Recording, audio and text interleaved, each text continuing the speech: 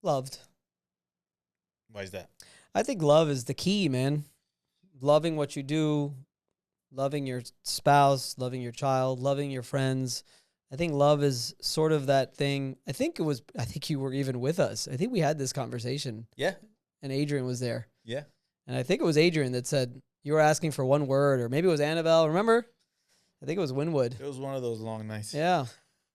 And he said it best when he said love. And I would agree. I think love is just something that is so important to have in everything that you do. All right. Knowing or understanding?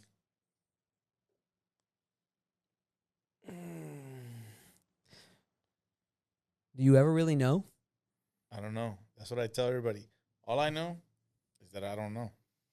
And that's with everything because, okay, I was very intrigued by Einstein because he's like the smartest guy in the world, supposedly, right? And I'm like, why is he the smartest guy in the world? So then I started looking into it. And then what he did was alter reality in a sense because what everybody believed was this, he said, no, it's this. And then everybody was like, whoa, he's right mathematically, right? So I'm like, damn, the reality could be altered, you know? We don't know because we don't have the understanding. But one of these days, there's going to be another Einstein that's going to come and be like, oh, you think this is a reality? Check this out. Crazy. So that's what all I know is that I don't know. All right. Create or compare? Create. I would say create. Compare? Yeah. What do you mean compare? Like compare it to others? Like, there's people that compare what they want to do to somebody else's, like maybe get inspired by somebody and then create instead of there's other people that think outside. One thing I believe is I don't think anything is original. No. You know what I mean? Even when you create something, there's something that you see that sparks that creative idea that you have. Yeah, and if we have existed for so long, billions and billions of years, and energy and the ether and mind state, and like we're like antennas receiving information. Did you hear that they might have found like something like 60 meters underneath one of the pyramids, like a whole thing? Dude, that's just the one pyramid. You know how many pyramids there are in the world? The ancient civilizations that I'm reading up about now. Wait until China allows people to dig up those pyramids. I think there was internet and there was all of this like millions of years ago. I think there was a civilization that just got wiped out by a comet. Of course. And it's going to happen to us too. I don't know if it's going to happen to us, but it is eventually. I don't even think it was a meteor. I think it was the civilization itself that destroyed itself. Maybe. Whatever it's going to be, that's going to happen to us eventually too. What about this curveball? What if we are AI? So advanced that we don't even know we're AI. What if AI's already created us? What if, right? All I know is that I don't know, man. We're living in a matrix. All right. Wealth or riches? Wealth. Okay, why is that? Because wealth is so much more than just riches. To me, the way I understand it, is just money. I think wealth is you have a wealth of knowledge. If you do have wealth monetarily, the term wealth means more of like different sources of money and investments and different things that can pass on to generation and generation and generation. All right. Perception or reality? Well, is there a difference? Yes. We all have our own perception, which ultimately creates our own reality. Very good, sir. Joy or happiness? I don't know the difference. So you have them both to the ultimate. Stop flexing on the camera. Sorry. Power of choice. What do you think of that term? The power of choice? Yeah. I mean, yeah, we have the power of choice. Although it's already all predetermined, I do believe that we do have the power of choice too. And also power of choice is one of the things that annoy the shit out of me about some people is don't do what I say. Don't bitch at me about your shitty life when it's your choice. Ultimately, you choose every single day whether you want to be joyful, happy, or not. Exactly. And with that said, what do you think about the term of good problems? Good problems? Yeah. One thing I've learned in growing and scaling a business and just living life is that if you're not creating problems, you're not growing. You're not going to the point of discomfort to grow. Got to create problems. All right. Emotional intelligence. What about it? Do you use it? Do you believe in it? It's my best, by far, my most important and best asset. Like I was never book smart. I struggled through school, but I always could sort of read people, and maybe not so much read people, but I've always been able to look at both sides. So if someone's upset about something, I could always understand. It doesn't help sometimes with negotiating because I'm just like, I can understand why they would want that.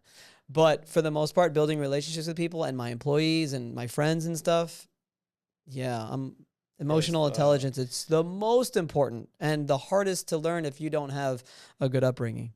Correct. Or the understanding of what is it called? Emotion, thought, then action. Emotion, thought, then action. Because a lot of people do emotion, they do an action, and then they think about like, oh, what did I just do? That's part of my problem, though. You see, that's why I do too many things. I think sometimes I go emotion, action, and then I'm like, fuck. Yeah, so once you adjust that, that's the emotional intelligence you have, which you do at times. Yeah. Pain versus suffering. Pain versus suffering.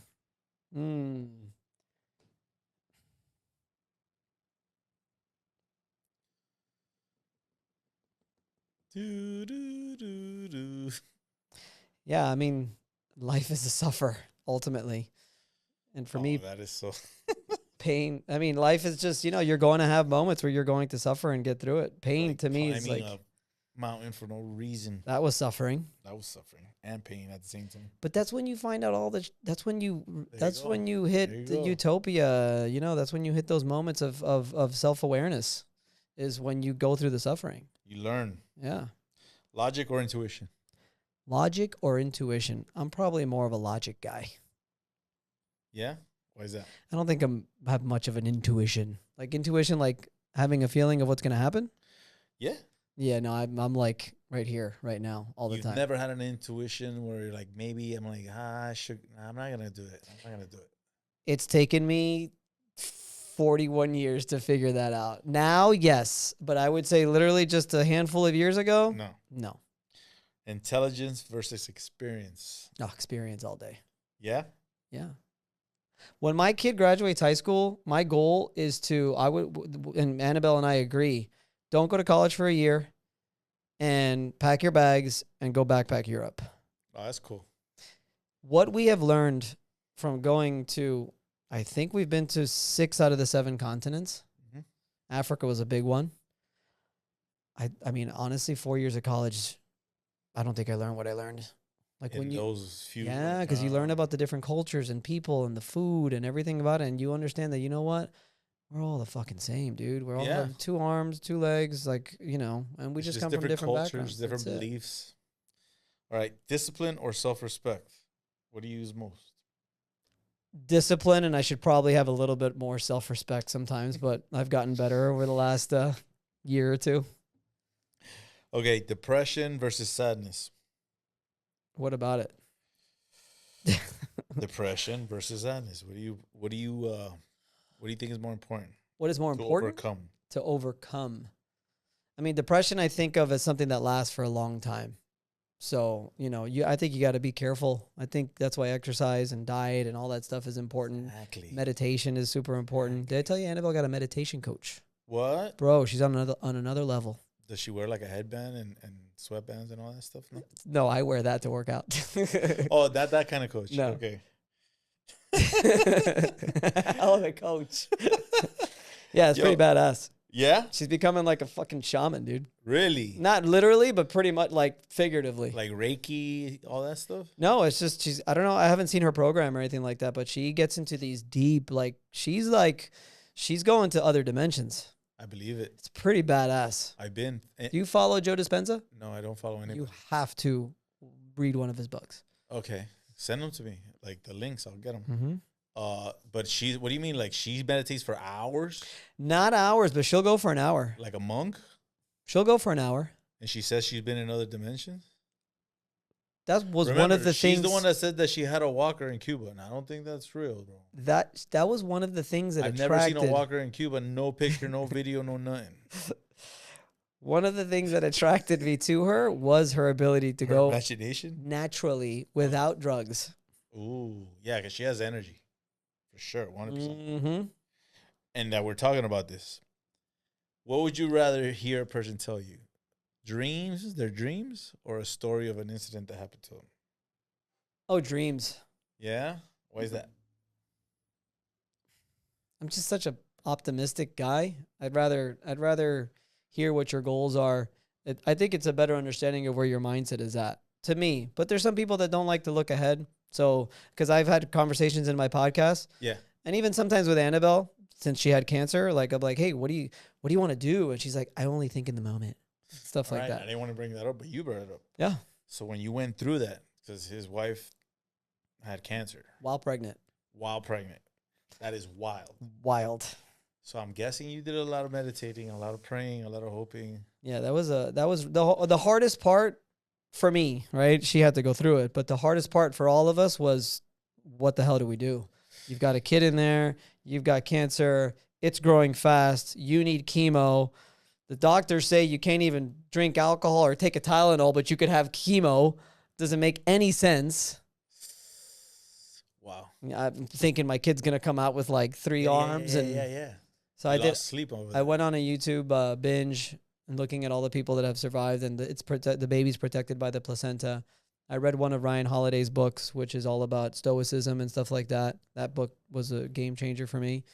And yeah, no, all the doctors said, and we did one round of chemo while the baby was inside. And then as soon as she hit week whatever it was, we went to the hospital. She had to get induced, and she had Max. And I owe it all mostly to her and us as well, obviously. But she was able to get in that manifestation, meditation. She was meditating like all day, every day. The meditation. No, she's always been like that. But that really took it. She took it upon herself to keep a real positive mindset, because, dude, imagine if she's like that whole why me, why is this happening? Oh my God, my life is over. And he's feeling that energy. That's not going to go well. That's knowledge. See what I'm saying? Like, now that people have that mindset. Thank God. That's why I married her. I mean, not officially, but yeah, married her. Wow. Yeah, that's one of the things. I mean, yeah. We sat down the first time, I'll never forget, was, we just looked at each other. We told each other stories. And we hung out for like 4 hours the first time that we met. And yeah, it was just like that. You clicked. Yeah. And you knew what it was. Nice. So there you go. You heard Vince's story. You know where he's been. Where are you going now? Let everybody know what's going to happen in the near future, what plans you have, how to find you, the whole nine. Finally went with my gut, and I made a decision that took me a while to make. I've seen the writing on the wall, and just the insurance industry is just not going in a good direction. So 16 years as a public adjuster. I still have my company, but I no longer take any more claims, and I've gone all in on a new venture, which is exit advising and business brokering. And I'm pretty excited about it. I love entrepreneurship. I love business. I get to talk to business owners every single day and help them exit their business. And I'm going to scale the shit out of that. I have a really good feeling. My business model is... And where do they find you? Anywhere. Vince Perri, VincePerri. Vince Perri Official on Instagram, Vince Perri Official on YouTube, Vince Perri on Facebook. Just hit me up there. I respond to all my messages. And when are you going to go climb this humongous... January 12th. We'll have you back and you tell us a story. Let's do it. Nice. All right, guys, there you have it. One of my good friends. I'm glad that he's here. I'm happy he came and he shared everything with us. Knowledge of self. Remember to harness the energy, exercise wisdom, live, love, and laugh. Peace.